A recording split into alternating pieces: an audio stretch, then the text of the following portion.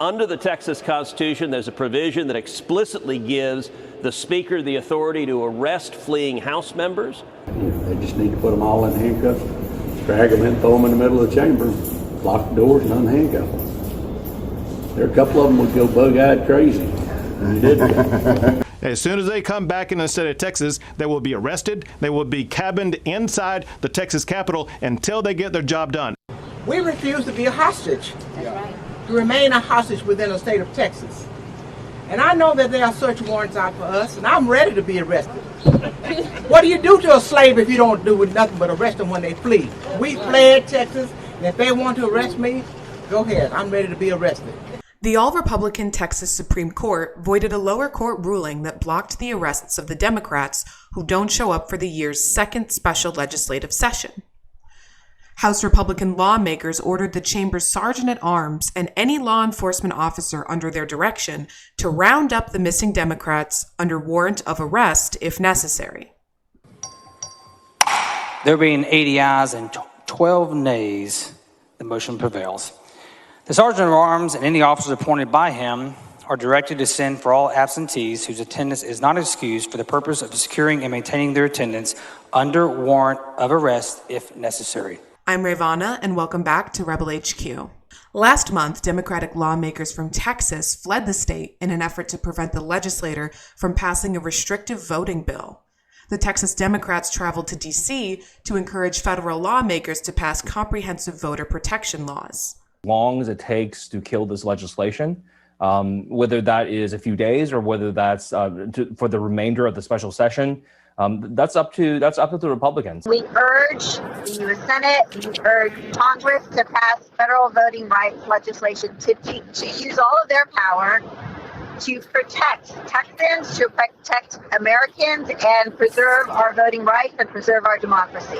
I'm here because this is the seat of democracy, and my people who I represent has a right to be able to vote unabridged, just like all of you.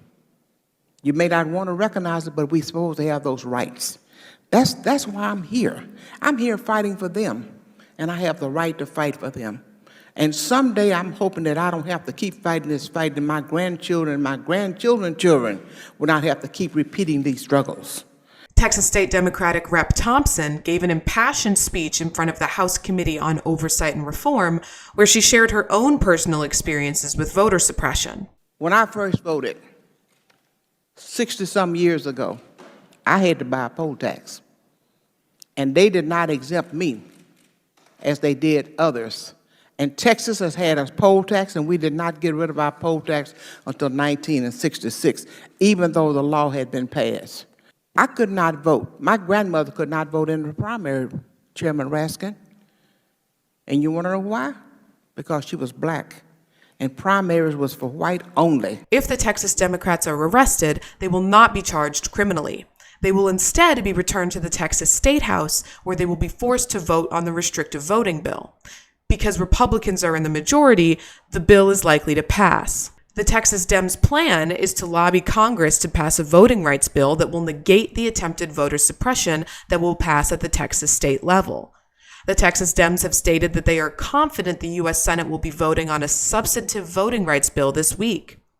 After multiple meetings with Democratic Senator Joe Manchin, they believe they have settled on a compromise bill that he will vote in favor of.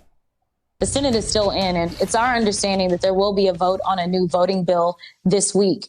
As soon as we get that vote, and hopefully it will be a victorious vote, then we can go home and have to deal with the inevitable, which is Republicans that decide that they don't want to negotiate, that they don't care about the voting rights of the majority. Now we'll know that we've got federal legislation backing us up. I am the voice of my constituents.